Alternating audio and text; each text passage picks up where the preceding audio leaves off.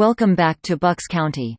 You are off to a good start, but there is still a lot of work that needs to be done to get this town back up and running again. When you have some time, please go visit Lazy Acres Farm and help out Paul Carrier.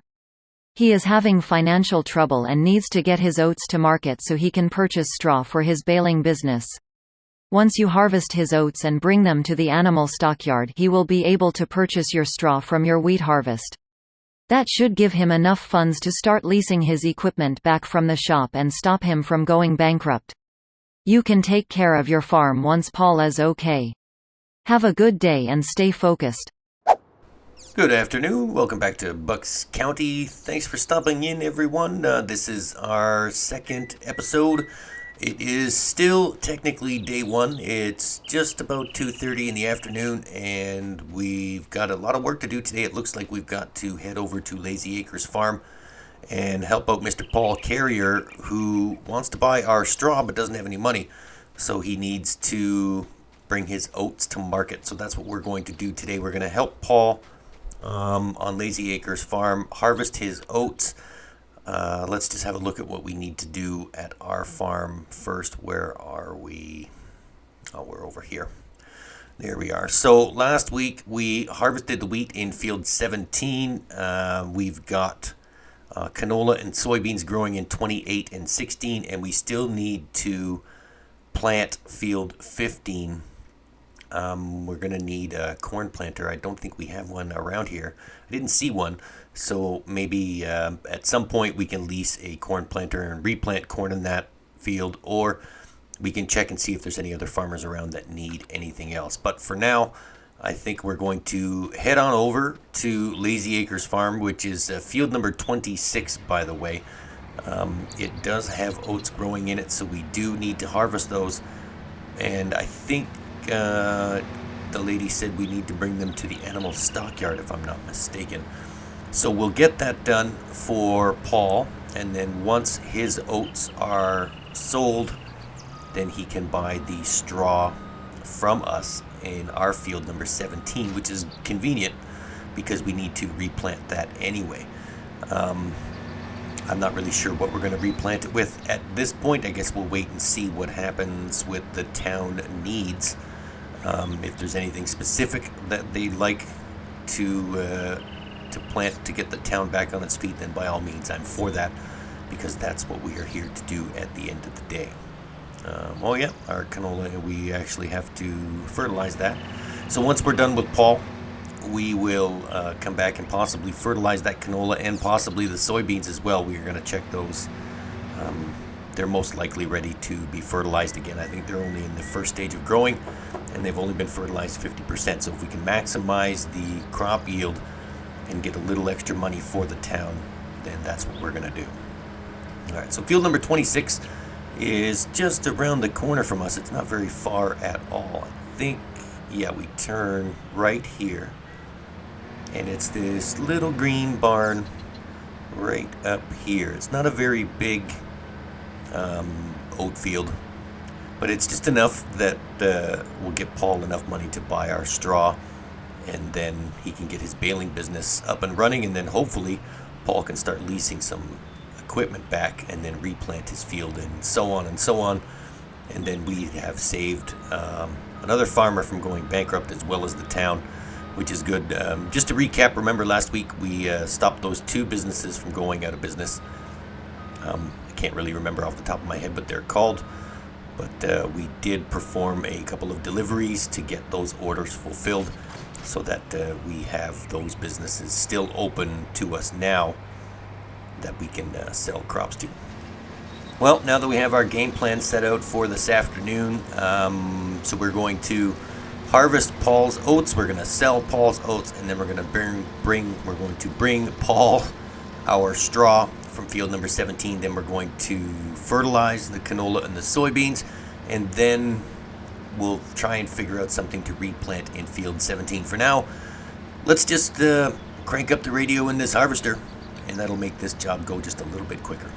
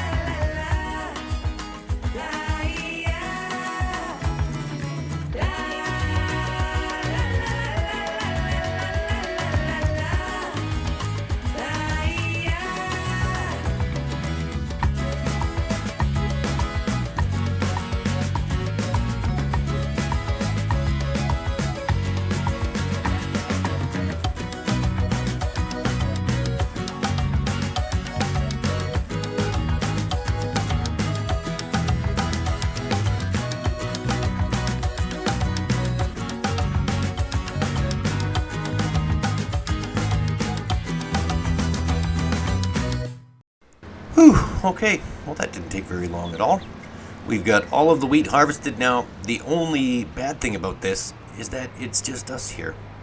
So we have no one to bring the truck to us, or we can't bring multiple vehicles. We have to sort of plan this out strategically and carefully. We're going to have to drive the little bit full harvester back to the farm to dump it in the trailer. So that's where we're off to now, and then we'll figure out where the animal stockyard is in relation to our farm to see how far of a drive it is. And a little bit of straw left over on the ground there from our wheat harvest. Must have been left in the harvester, but that's okay. We'll clean that up a little bit later, I'm guessing. Alright, so we're just going to head back to the farm, dump out the harvester and put this away, and then we will continue with the job for Paul. I'm guessing that's what we're going to call it. The Lazy Acres job. That sounds better. Alright, so the Lazy Acres job is just about done if you're just joining us here in Bucks County. We're on our way back to the farm with Paul's oats. Then we're going to bring him to the animal stockyard. Alright, one more turn. I am getting quite used to the roads now. I'm not sure what it's going to be like when traffic starts up again. But for now, it's just us here in, I don't want to call it a ghost town, but other farmers live here, but they've had all of their equipment repossessed by the bank, and they're on the verge of bankruptcy, yada, yada, yada. You know the story from the first episode, so we're just here making sure everything's okay, and we'll get the town back up and running in no time. It all starts with these little jobs right here for these other farmers. There's probably going to be a lot more, but for now, this is job number one. Alright, so there we go. We're back at the farm with the oats. The truck's over here. Let's get in the truck, and we'll get these oats over to the animal stockyard. Alright. There we go. Alright, and this is a 100,000 liter Demco trailer, as we stated in the previous episode. So we should have no problem with these 15 or 16,000 liters of oats here from Paul. Let's get these into the trailer. Here we go. We may run into a little bit of a problem here with not being able to hire workers or anything, but I'm sure we can figure it out. And as farmers get back up and running and back in business, I'm sure we can solicit some help. There's the animal stockyard right there by the animal dealer. Well, that's convenient. Maybe we'll talk to the animal dealer at some point about some animals. Let's see, so we're going to go down this road, past the Lazy Acres farm, and then hang a left, and then down to the animal stockyard. Alright, well that's not very far at all. Just a short drive down the road, and Paul's oats will be sold. Well, this must be the place. I'm guessing the animal dealer has a big animal statue on the side of the road, and that makes it easy to find. Alright, there's the grate that we need to pull into. We're going to have to do a little circle here because this Demco trailer is very, very long, and I don't think it's going to even make it over the hump into that sell point. So I'm going to have to be very careful about this. There we go. Just pull in that far. I don't think we're even going to get over it. Let's just sell these oats. Alright, there they go. Alrighty.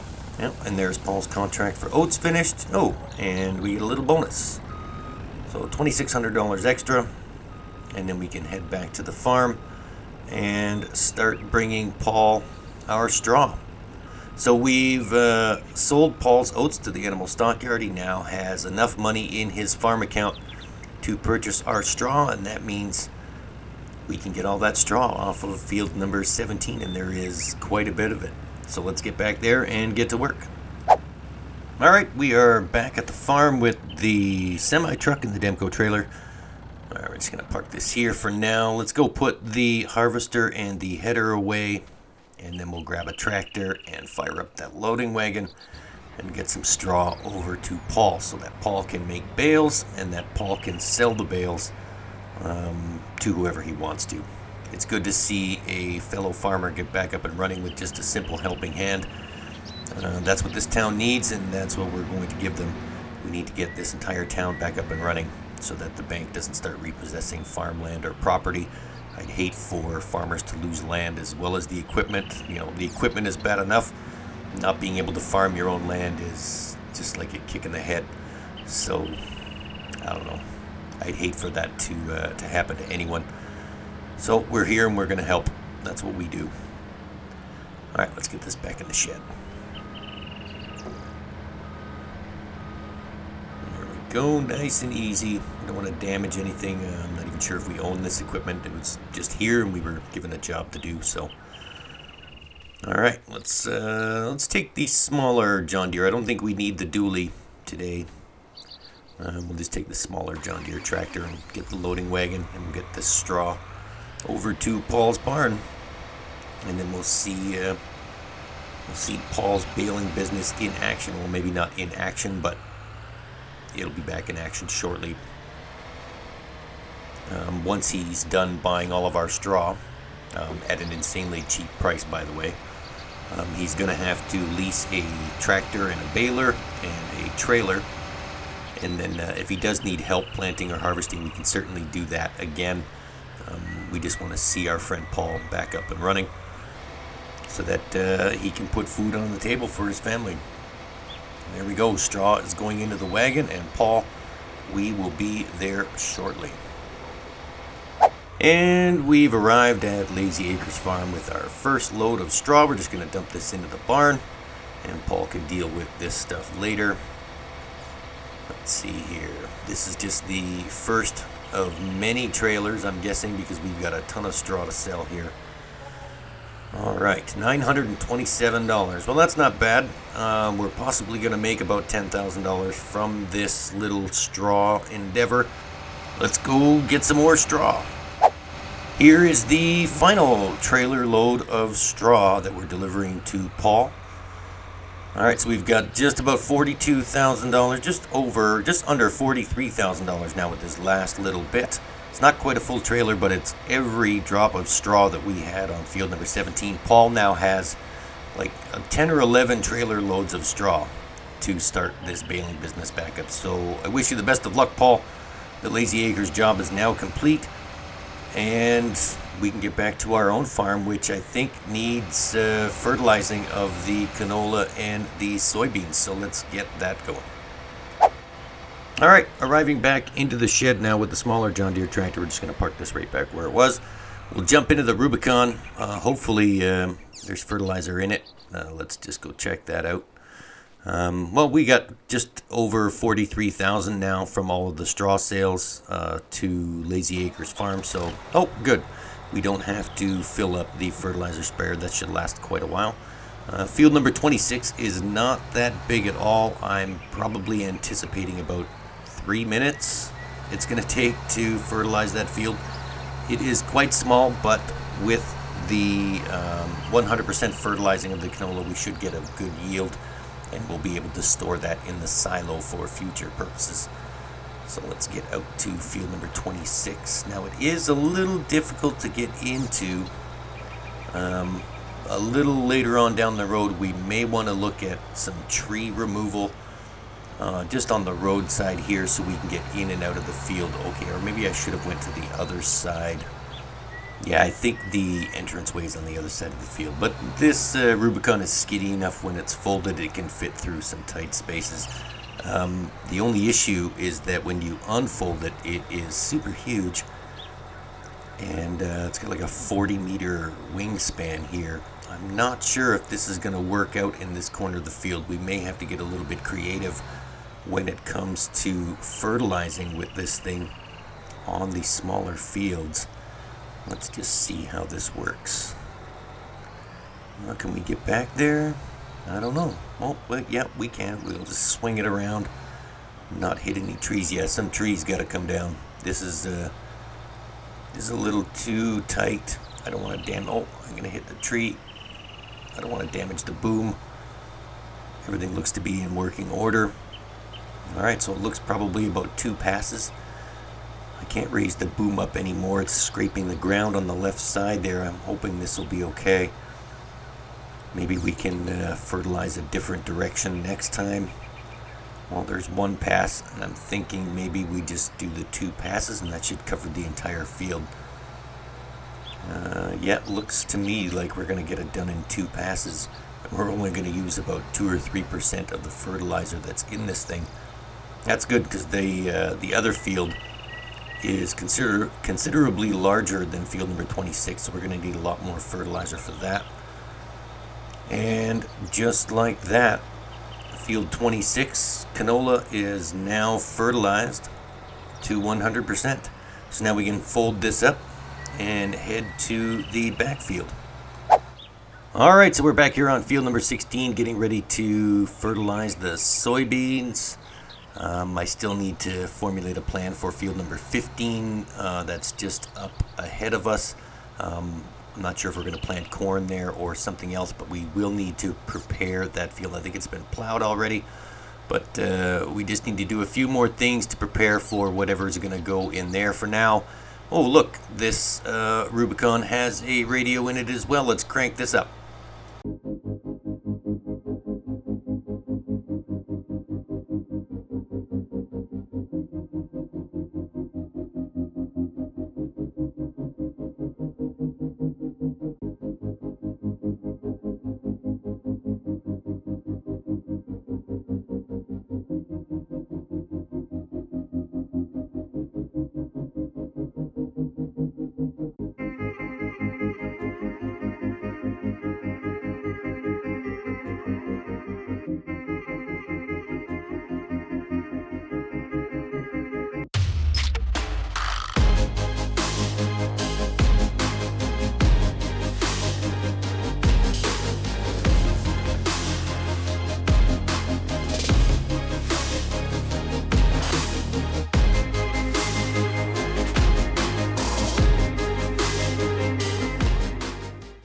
Well, that was quick and easy. Didn't take very long at all.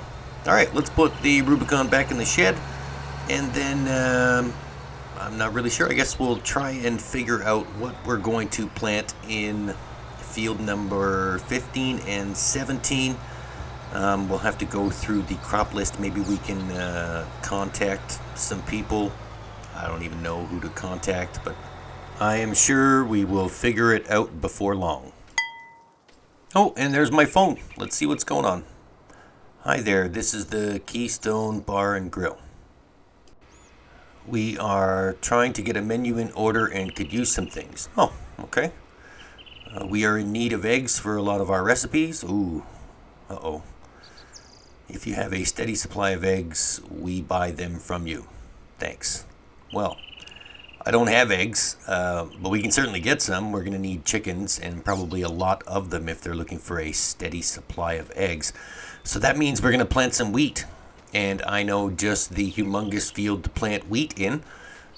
We could use field 17. And then I do believe we have just about 30,000 liters of wheat already in the silo from the last sale. So we could certainly start a chicken operation up, not a problem. It's just going to take a little bit of time. I'm guessing about a week or so. Let me plant some more wheat, and then we'll figure out. We'll go down and talk to the animal dealer at the animal stockyard, and we'll get some chickens. I think, well, we've got to check out that chicken pen first before we buy chickens to make sure that it's safe for the chickens and that they won't escape or do anything crazy chicken-like. And then we can go from there. But first things first, let's put some wheat into the ground. We'll let this germinate and seed. And then maybe in the next episode, we'll head on down and talk to the animal dealer. And we'll look at getting some chickens. So let's get the seeder going. It shouldn't take long with this this Vaderstad air cart and seeder. But I think we're running just about out of time for today's episode. So thanks everyone for tuning in. This was Bucks County episode number 2. Be sure to tune in to the next episode where we apparently are going to buy some chickens. Alright, this is goodbye for now from Bucks County. We will see you later.